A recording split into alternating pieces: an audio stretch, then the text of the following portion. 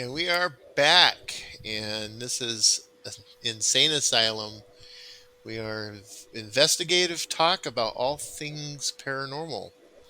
And tonight we're talking with Lisa Van Buskirk, and she is a retired Madison firefighter, and she is a guide for, let's see if I got it here, American Ghost Walks. So, Mhm. how are you doing this evening, Lisa? Oh, I'm just thrilled to be here in my house, something to do, and we get to talk paranormal because, as we all know, it's been a very long January. Not just a long January. It's been a long 2020, and we finally are in 2021. Oh, I think we're at December 57th or something. I'm not sure. Yeah, it could be. It could very well be. So, Lisa, for those who don't know you or haven't checked your Facebook out or anything, what got you interested and started in the paranormal? Well, I like to say I was born into it. I Okay. was born on Devil's Night in Detroit, which is a big thing in Michigan, but not so much here. So, what it is was historically the night people would set the city of Detroit ablaze and just burn everything. Now, not only did they burn stuff down when I was a small, mischievous child, it would be the night you would go out and play ding dong ditch and maybe soap windows in cars and toilet paper a house or two. It was a mischief night. But you all be happy to know I use my superpowers for good, not evil. Instead of starting fires as an adult, I put them out. That's a good thing. I think so. So, during your time as a firefighter, did you have any experiences that would be considered a paranormal type of thing? As a firefighter and calls and stuff, not so much. Okay, not so much on the job usually. We also did all the medical here in Madison, and there's at least a few times, when we'd go help somebody who was really sick or dying, and sometimes you'd be like, oh my God, they're going to die because they're sick and dying, or they're just having a heart attack, and after a while, you know these things. Hmm. I have found that, especially with the elders in the community, this one gentleman was having an issue, and we're there early one morning helping he and his wife out. And he seemed kind of fine, but kind of old, and he had the typical underlying medical issues. Like he wasn't going to go down right there. They took him to the hospital and whatever. And I wasn't actively involved in treating him because there wasn't much treatment. So I was stepped back with his wife and just, talking with her a bit. And she's like, yeah, he keeps seeing his friend Joe. And I'm like, he does. And his friend Joe died 20 years ago. Hmm. Well, that's been something I've seen a few times as someone who's about to die. Usually they know they're going to die with a terminal illness. The Hmm. people around them would say their former friends or family are waiting for them, or they have dreams or things of that nature. So that'd be about the only thing like that. Okay. Okay. So, what kind of experiences have you had since you've been doing stuff about the paranormal and with American Ghost Walks? It's kind of funny. I always loved the ghosts and the paranormal and everything, and I always loved dressing up because Devil's Night is December 30th, and I thought my birthday was Halloween till I was about 6. But I always have a dress up party anyway because who doesn't love a costume party? Well, Halloween's one of my favorite holidays. It is the best holiday. Well, it is an awesome holiday. I was born 2 weeks to the day of Halloween. So, Oh, before or after? what's that? Before or after?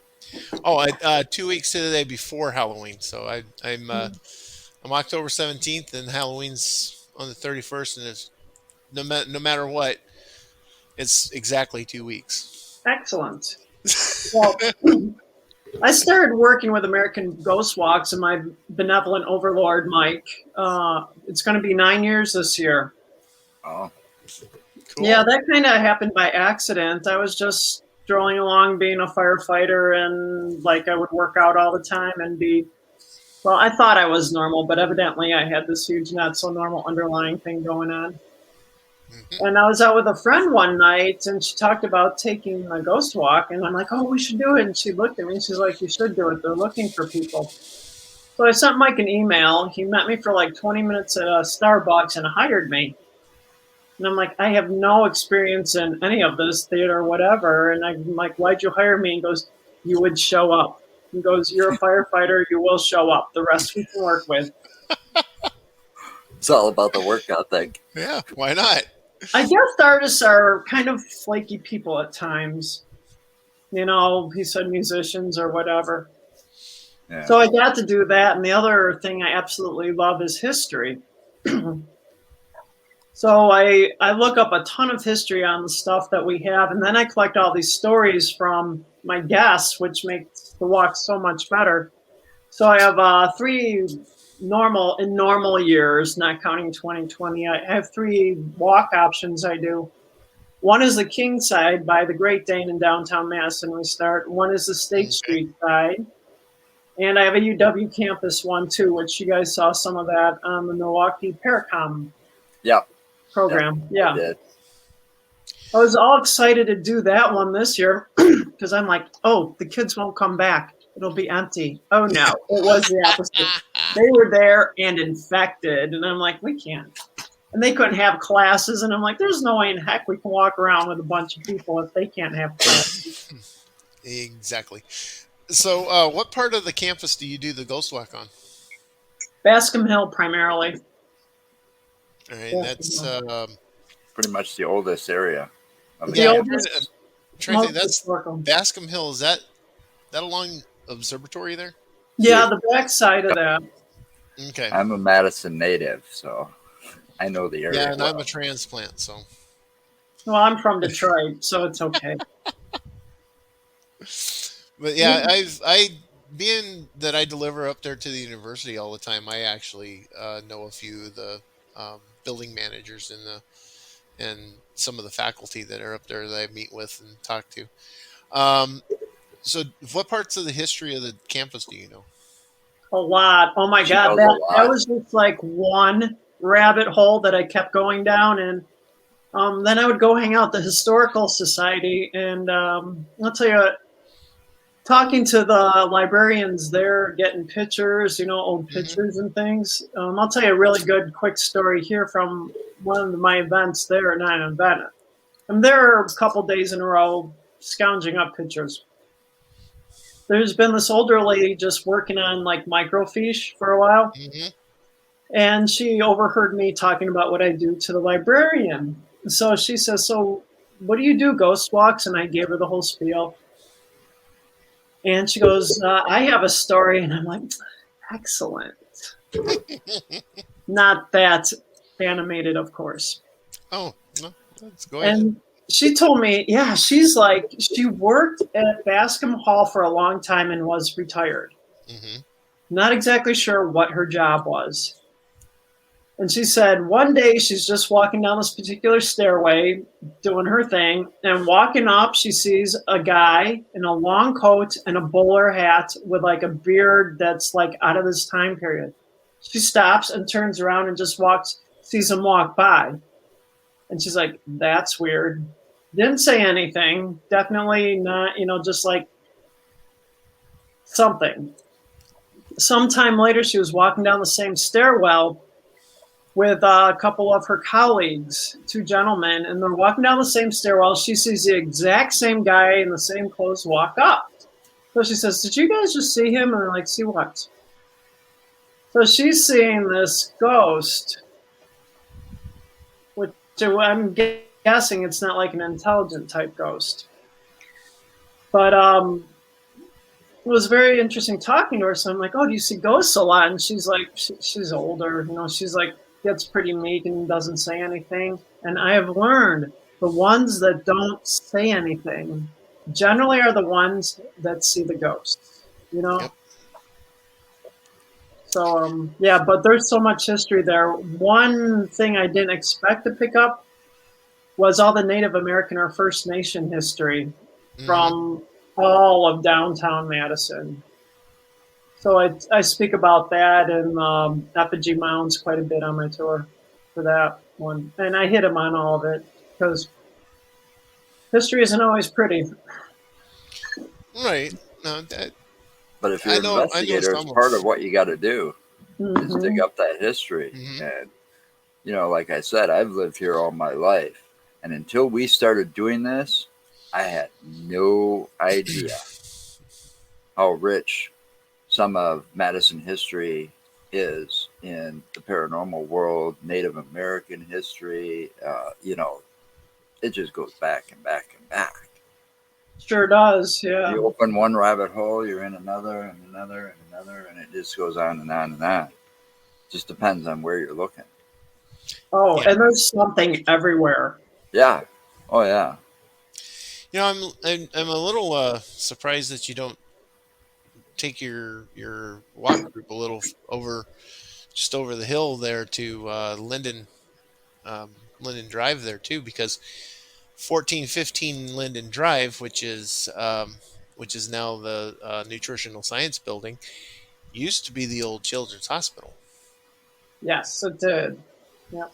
A lot of times you got to think about this on the walk. One thing I've learned, I used to walk like, oh, we're going to walk all over, but a lot of people don't want to walk for like hours. They want to stop and break, or they can't walk. You'd be surprised, but I would love to do that. And maybe one day we'll get a bus and we can bus around all the neat things, Right. driving all that. But right There now is a lot there on the campus. And there's so many things I know now that are not just downtown that I actually, since we're all locked up and not going out, I should do another program like this. Maybe I will. I'll let you guys know. But yeah, well, so we can talk more about that. yeah, you know, I haven't looked into it yet, but I've learned because some of the history I've kind of crossed paths with other buildings or such. Our Capitol in Madison burnt down like 4 times. I know I can tell you my capital spiel if you want. Go for it. We have But the yes. oh, I was gonna say something. Just because I'm thinking, and I didn't read all the articles. I just found that part. That interesting little fact in some research I was doing. It makes me wonder if those fires happen, people were inside, and it's always sad when somebody dies, but if there's activity there because of such horrific fires that happen 4 times, Well, you know, one thing I've learned, like in the beginning when I started doing my tour, there was a whole lot more walking involved. Like you'd walk like 2 blocks for Hmm. 10 minutes and wouldn't have anything. It's not so much like that now, but and I'd walk along with the guys, and there's always somebody whose wife dragged them out, and he looks like he'd rather stick a fork in his eye than be on a tour with me. So during these walks, I just started to talking to them. So I'd walk alongside these gentlemen almost always. And I just say, so did you ever have any ghost stories? Man, like 99% of the time they did. And the most common thing was a recently deceased loved one or a haunted house. Hmm. And there are a lot of ways people think hauntings happen, as you gentlemen know, but one of them is dying tragically, like Joe was just talking about. right, Hmm. That's a big one, or dying young and tragically, an unfinished business. right, Yep. So the Capitol actually only burned down once. Thank God it did, because that's why we have the fantastic Capitol we do now, because they started over, and the people of Wisconsin were ready to pay a lot of money for the most awesome work of art we have. Best museum in town, I think. The Capitol building. Yes. well, I've been in Wisconsin since '93, and unfortunately, I've never been inside the Capitol. and I told him All he was a right. dumbass. So as soon as we can do things again and go out, they have a fantastic hour-long free tour in the Capitol, which I always promote. That they'll take you around and you can see my favorite ghost, because it's the only ghost I know I can see whenever I'm in the room, in the assembly hall. and they do a pretty good job. And I always talk to, one time I'm like, okay, I go get stories. I'm going to go get stories, take the tours, kind of get to know the people. And they're like, oh, yeah, we got all these stories. We got all these ghost stories for you, blah, blah, blah, blah, blah. I'm like, sweet. And they're like, come back, in a few days. I go back 3 days later. They're like, we don't have any stories. Evidently, it's against government policy to have ghosts in the Capitol. So there are no ghosts in the Capitol. So I think, obviously this isn't the year, but it'd be like, I'm going to go undercover as a tour guide there and get all the ghost stories from the staff. That would be cool to do. That would be, actually. I mean, I've heard rumors about different stories that happened up at the Capitol over the years, but that was before I started doing what we do. Mm-hmm. I didn't buy into it, but it is an interesting building, artwork everywhere. I mean, you look up and it's just, so when it's opened up, ceiling forever. Oh my God. Do you know how big that ceiling in the dome is? It's 33 feet across. Yeah. And it's a convex painting. It's just one huge, massive, beautiful painting up there. So, Mark, as soon as we can and it gets warm, you and I are going to go to the regular old tour in the Capitol because it is the best thing in town. Okay, so I guess the question on that would be, do they allow filming in there? Yeah, I think they do. I've been filmed in there for a TV news program spot before. It's the people. Yeah, you might have to go through some channels because it is a government building. Yeah, that's what I'm wondering, if they'll allow, like, if I brought a camera and my camcorder in with me. Sure. I mean, the tourists are taking pictures all the time, like all the time. And the one time I was in there with the TV news camera, there are places you can't go, like, the locked places. But as far as if it's open, the general rotunda and whatever, you can do that for sure. The general rotunda. What about the assembly hall? Hold on, Mark. I was going to ask a question because she just mentioned kind of the rotunda. There's that outside area. Do you know why? Do you know why the one floor is locked? It never used to be. Safety. You can get on the outside on the fourth floor. Right. Like you can go to the fourth floor up that little stairwell and then go out, but not the top one. Right. Well, I heard they closed that off to the public because somebody decided to jump from up there once or something. Oh, you mean the inside one or the outside? No, the outside. Yeah, the inside one, they have plexiglass on. Right. So you can but the outside one, there's just that cement railing all around. Yeah. And on the one area there, you can see all the lakes from up there. Oh, the fourth floor, the one that's open, you can walk around too, and you got to walk, but yeah. But to get in the assembly hall, you would have to probably make an arrangement. That's a locked hall, and you got to make sure they're absolutely not in assembly. But the ghosts there, I can tell you about that. I can always see, and I don't see ghosts all the time. Is when they were building that fabulous building in the 19 teens, the mural, the artwork in that one is all the people of Wisconsin, and they were generous enough to put the First Nation people in there and everything. So let's quote this fantastic mural. The artist who did it is all nearly done, very proud of it. The architects and the powers that be come and swing by and take a look at it. I'm like, yeah, pretty. Yeah. And they're like, hey, where's the badger? Yeah. The artist is like, there is no badger.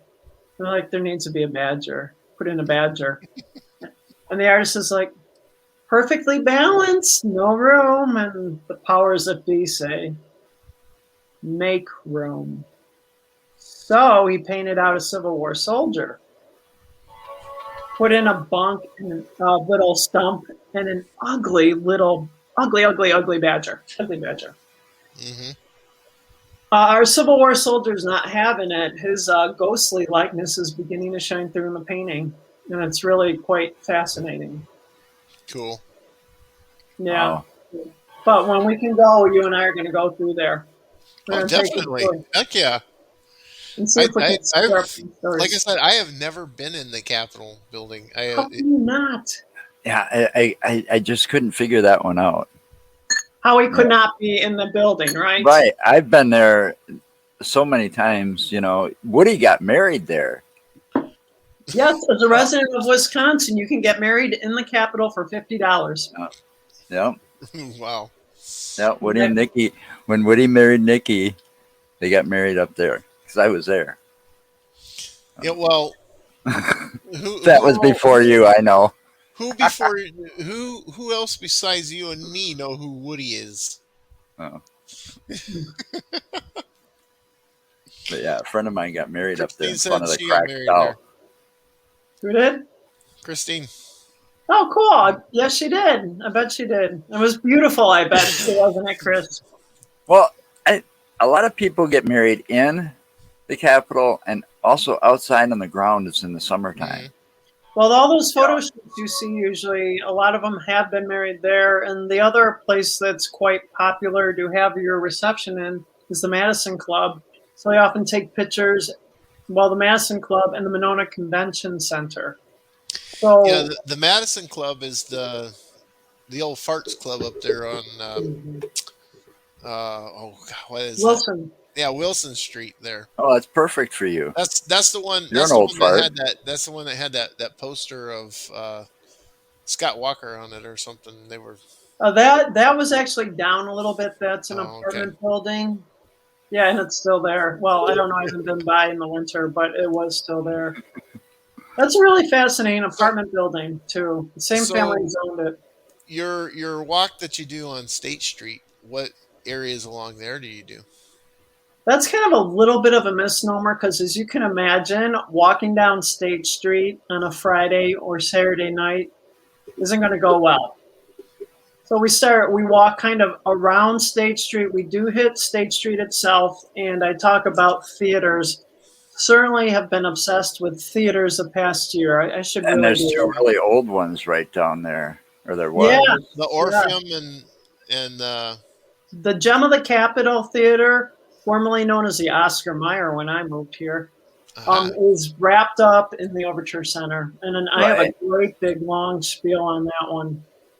Yeah, that Yeah. one, and then the Orpheum down there. Yeah, yeah. and then there was like the Strand downtown, but I don't think the Strand's around anymore. 'Cause Strand's they not built over there. it. They tore it down. Well, what was it? About 100 years ago, there were 9 theaters within 2 blocks of the Capitol because we didn't have Netflix, we didn't have this, we didn't have Really? TV. Really? They didn't have that back then? No, not even a little bit.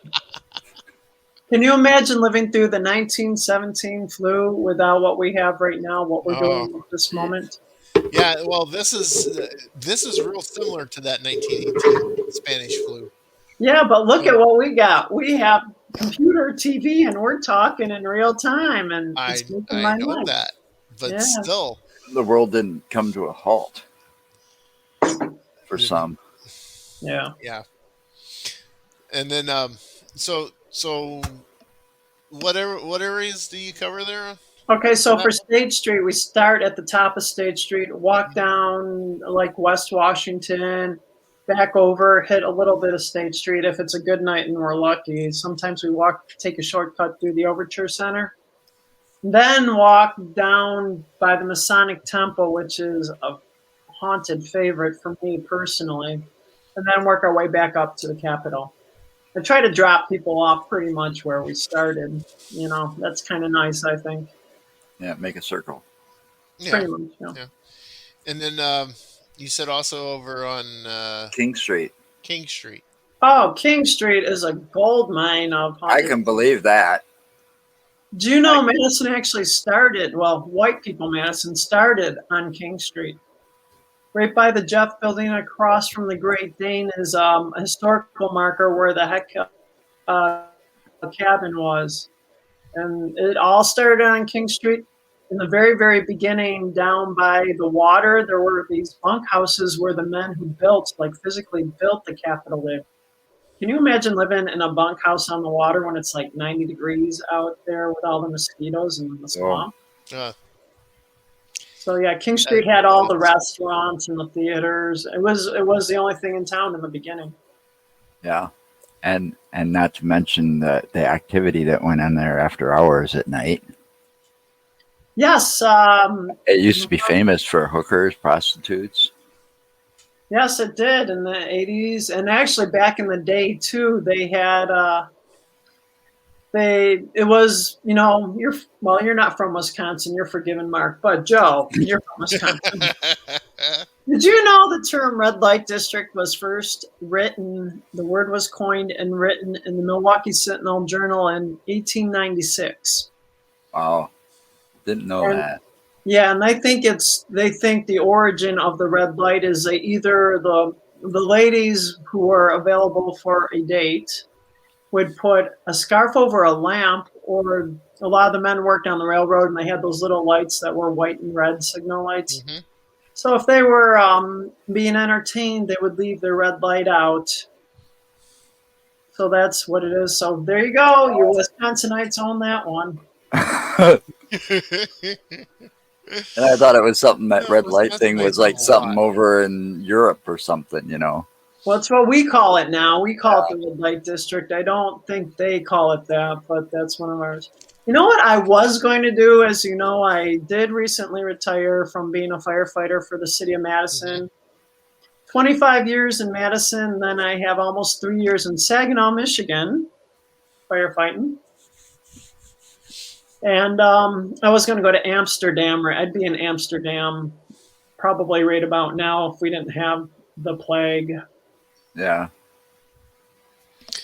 That would be interesting to do. Yeah, Yeah, I've always, I don't think I'd want to leave once I got there.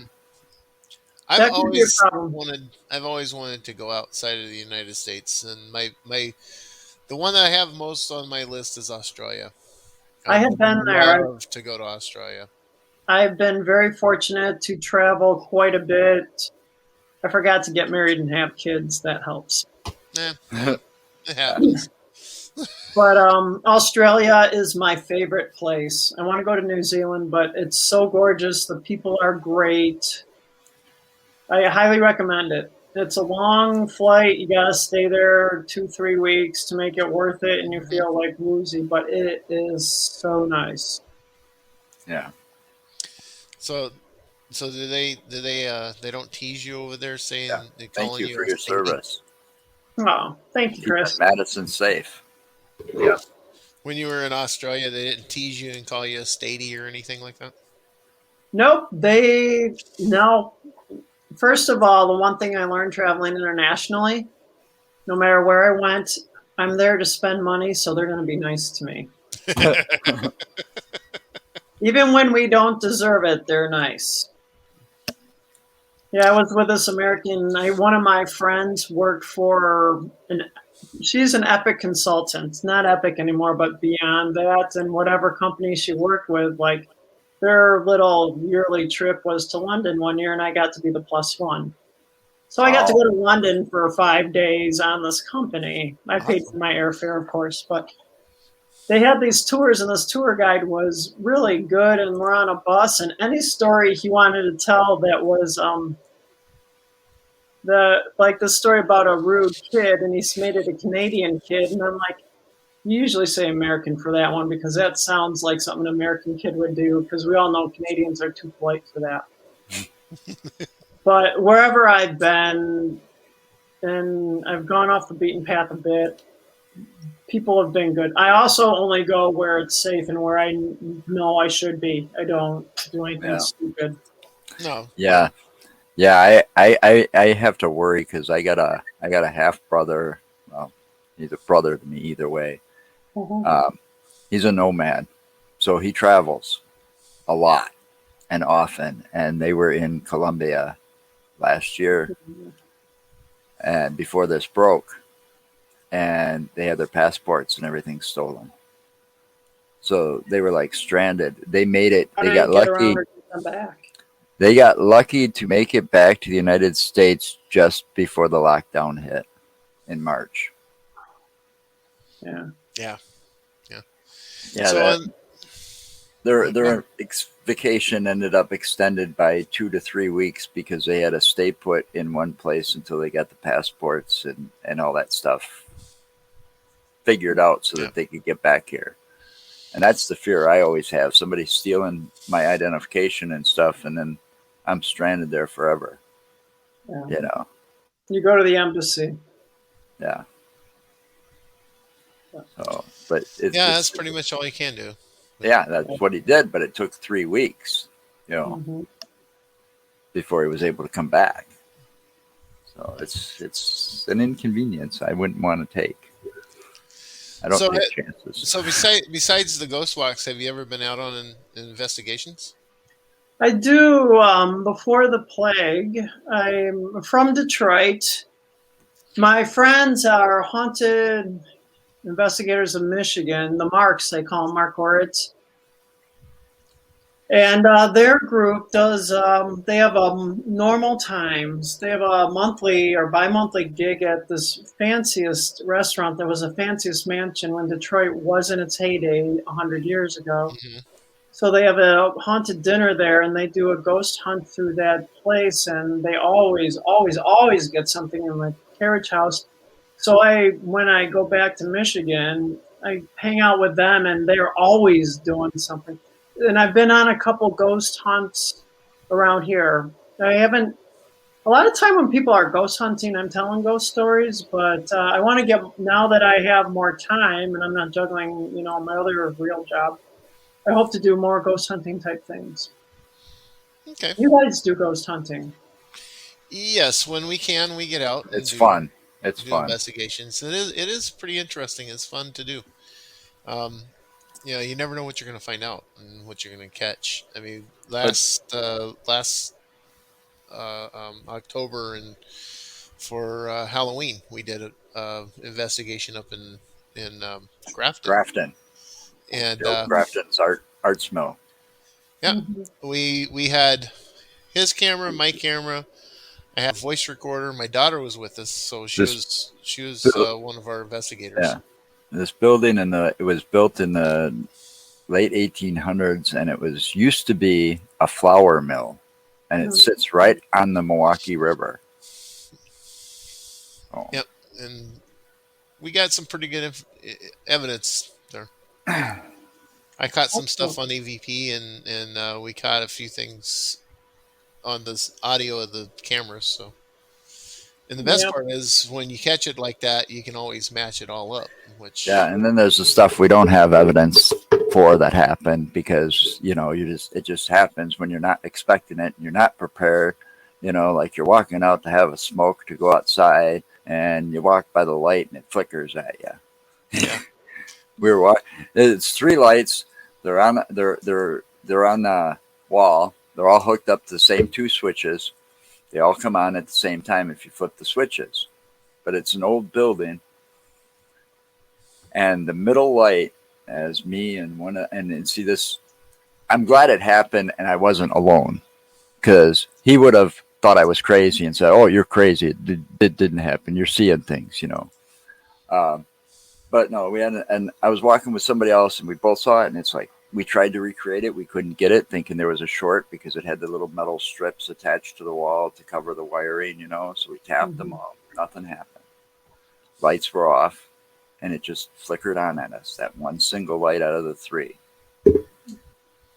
Is there a history there that of, like anybody die or known ghosts or something?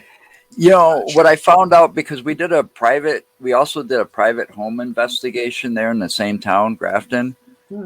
And every time I tried to dig up any history from there, I haven't been able to find much. I couldn't find a whole lot on the house. I found a lot on the land in the area and the town itself, but not a whole lot of details. And there was a fire that went through there like you wouldn't believe. But then leveled the whole town. And then all of a sudden the fire department just popped up. And there's no reason why. I mean, there's a lot of unanswered questions to that town that I couldn't get answered. And I was looking everywhere that I could, considering that there's COVID. I mean, I couldn't physically go to like their, go to their main library and check their records. So I couldn't find it. But what I did find online through the same building that I would have gone to personally They didn't have much. Sorry, I I had to mean, start. they had about when the fire occurred, not a whole lot of details. But then again, all of a sudden, here's this fire department, and there's questions around why or how it popped up all of a sudden. The fire department or the fire? The fire department. They saw the fire. There's a mystery behind all of it. I mean, that whole little town's a mystery to me. I haven't been able to crack that one yet. Some mysteries you just can't. Well, I'll find something. Some mysteries you can't. So yeah. It's more fun that way sometimes. It's just one of those ones that baffle me when I can't find information, because I'm good at digging up information, the Historical Society and stuff like that, because of being a former private investigator and stuff. I'm good at it. When the internet came around, I got even better at it. So do you look at property records or land records or ownership? If I can find them. We try to get all the information we can on the sites that we go to. Where do you look that up? At the clerk's office or Historical Society or? Well, it depends on the town where they're stored. I mean, I start online, to see what I can find online first. And then that kind of leads me where to go next. And I just follow a certain pattern. Like, okay, let's see if this checks out. I'm going to go here and see if I can find any more history. Try to find a newspaper database of old newspapers and looking up history. But with this COVID thing and not being able to go to some of these places firsthand, it's kind of hard to do nowadays. Yeah, and that's some of the problem too. Some of these older towns, they don't have stuff online like they. Oh, because it's still on microfiche. We love microfiche. Yeah. That's where your intenseness of the investigation happens. You got to sit or down. Some of those old newspapers haven't been electronically put up yet, so you got to go somewhere. Yeah, microfiche. Yeah. So I said that to somebody once, and they say, "God, you're old." Well, he is. Like, yeah, whatever. I don't think so, but I haven't heard that. What kind of access to places did you have when you were a firefighter? Well, this is so as a firefighter, we do fire investigations. Yeah, when they do fires, I'm not part of that team, never was, but we do fire inspections, like to make sure you don't have like tons of gas cans in the house. Will lose this. Your exits aren't blocked. Your fire extinguishers are up. Just that run of the mill stuff. Then, like Joe, was it 8-9 years ago now, I got to spend a year in fire inspection when I too was sick. I had breast cancer, about 8 years ago. And I was so eternally grateful from the bottom of my soul that we have something called light duty, which most times when you go on that, you don't want to be on that. But I was so glad to have something to do, and they were so great in working with me. So I got to inspect buildings, and I really love that because I'm in my fancy formal blue official uniform, walking around meeting these people, which is much better than showing up looking like this and saying, "So you got ghost stories?"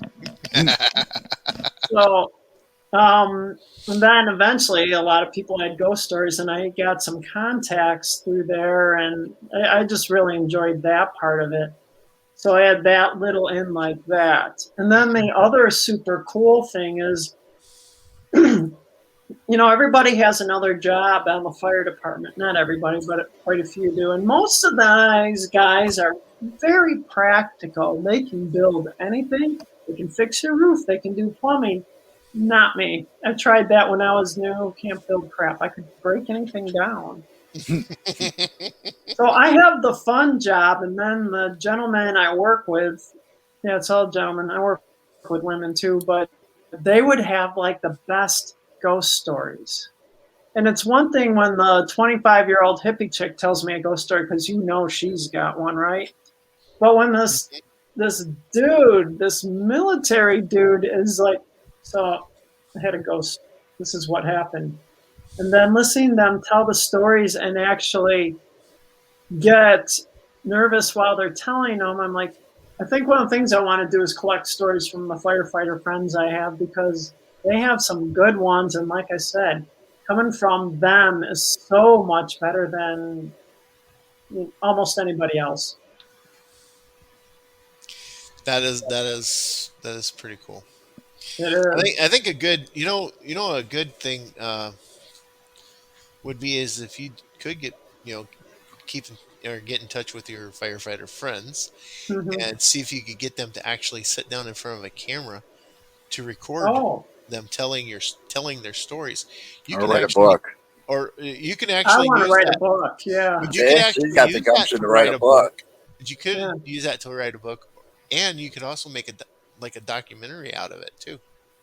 You If you know, got it's them kind on of funny because they would tell me these stories, and I'd be like, I just want to record it so I get it straight. Nobody will hear it but me. But once they're like, they're shy, and a lot of them they are like, I can't Well, talk like that.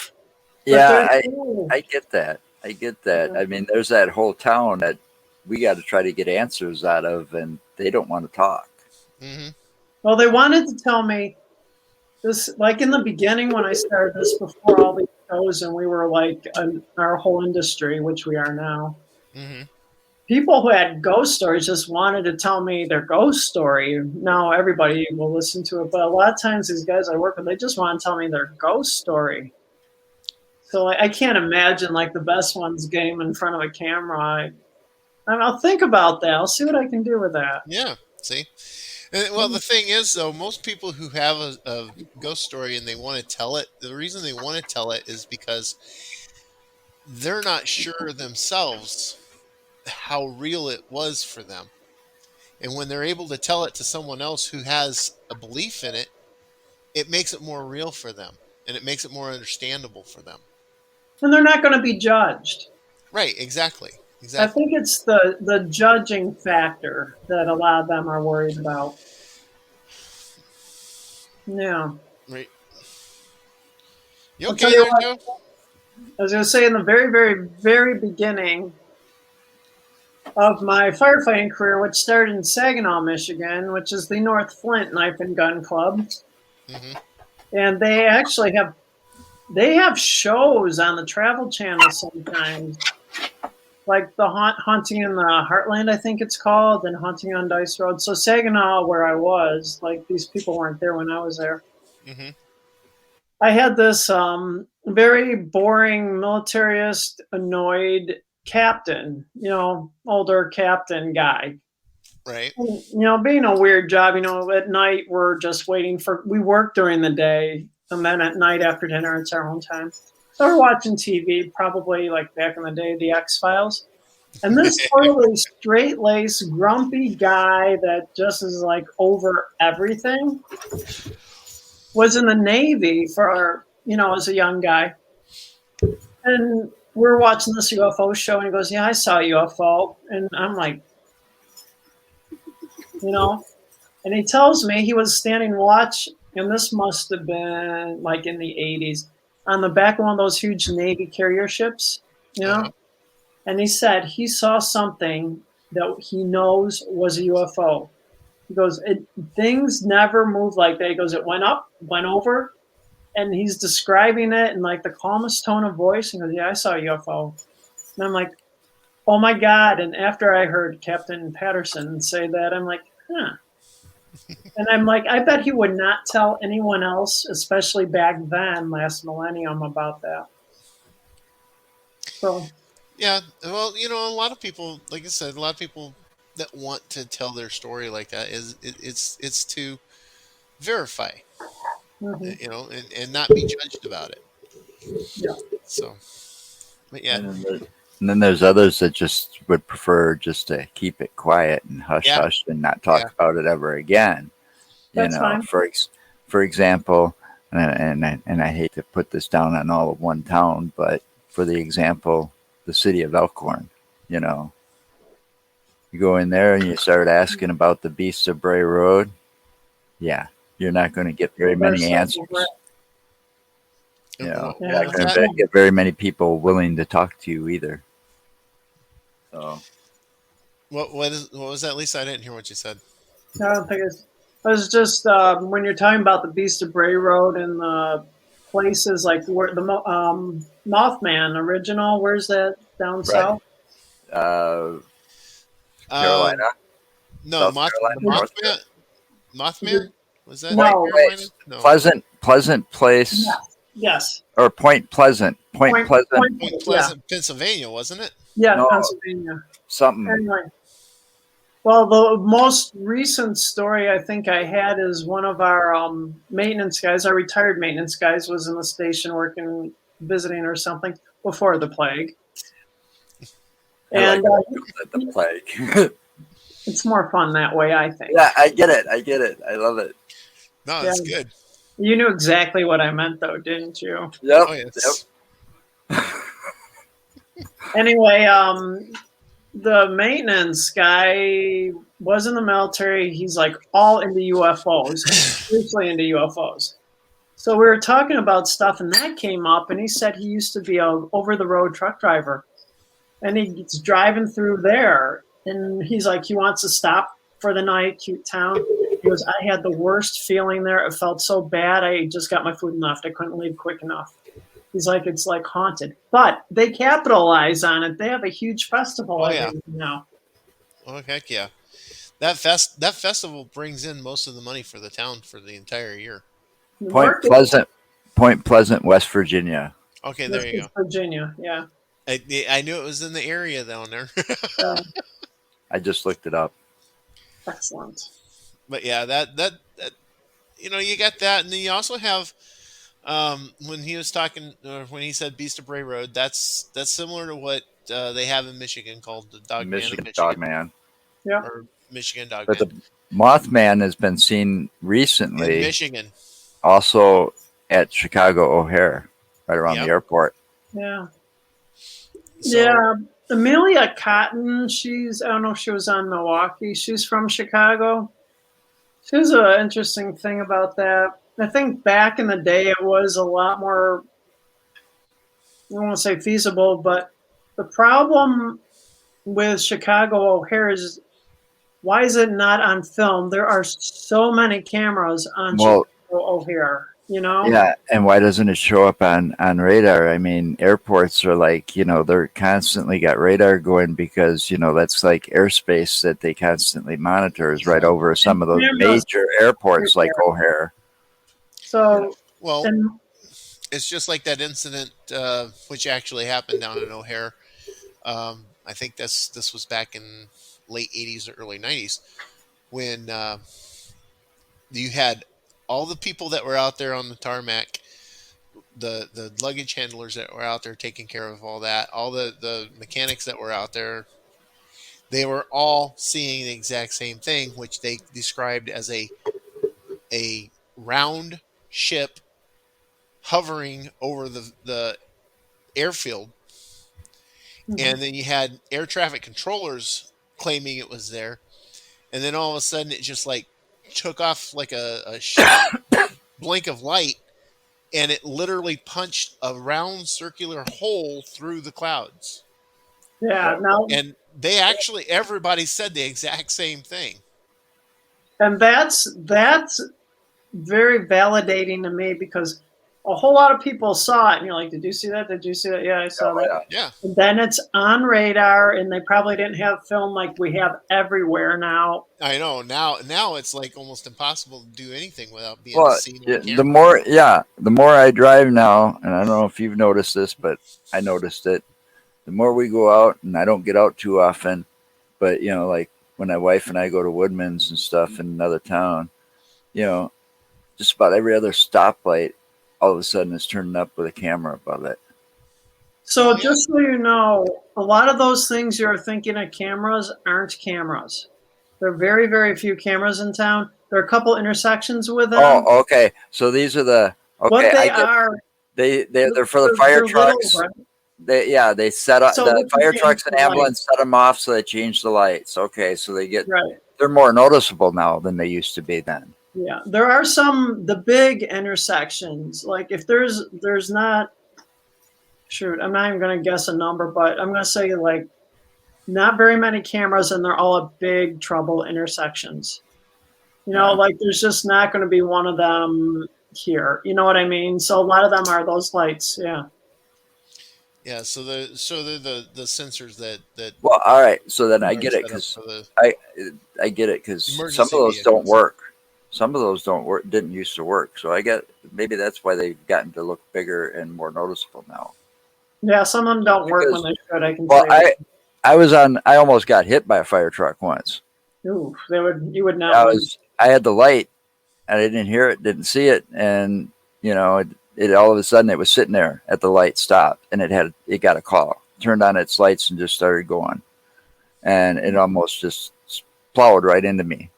But that was at like Milwaukee and North Street there, No, that's right where I live, by the way. you know, in that area because I was going straight across. Yeah. Blind And they were intersections coming are up, hard, and they were and coming down East Wash, going towards East Town, and it's like, oh shoot, I stopped, but if I would have kept going, I'd have gotten nailed. yeah, sometimes I worry about some of my former coworkers driving. It's fun and it's not because people don't see you, people stop. Oh God, people are freaking Well, morons yeah, I've seen when it plenty of people comes not to pull over for fire All trucks the and stuff, time. and no, I they get are. I They're get ticked morons. off just when they don't pull over for that. I get really upset about that, but I got a feeling that there's got to been that's got to be some kind of reason for that the lights not switching to make those things a little bigger to make them almost look like camera. I bet they update them. I think they probably update 'em. The cameras are just freaking huge cameras. You can see them, and they're These usually not. well, these look like the S the security cameras you'd see in Mhm. a home or a business. Oh, They're the about the size cameras of a for the security camera. intersections are usually not hanging in the middle. They're in the corner on the post. So, yeah. Okay, that's good to know. Yeah, learn something different. Learn something new Well, see, I every day. always knew that the fire trucks and ambulance and emergency vehicles had a way of triggering Mm-hmm. the stop and go The light. lights. Synopticom, we called it.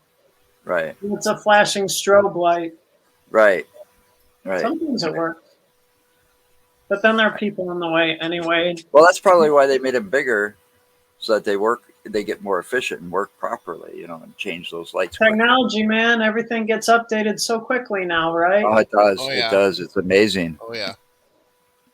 It's amazing. Yeah. I used to go by. I used to go by Joe's fire station all the time, and he used to have all these different fire trucks from all these different Yeah. years down there, and it's just amazing how the fire trucks, even over the Wow. years. Since my career, it's even amazing how much they've changed. Yeah.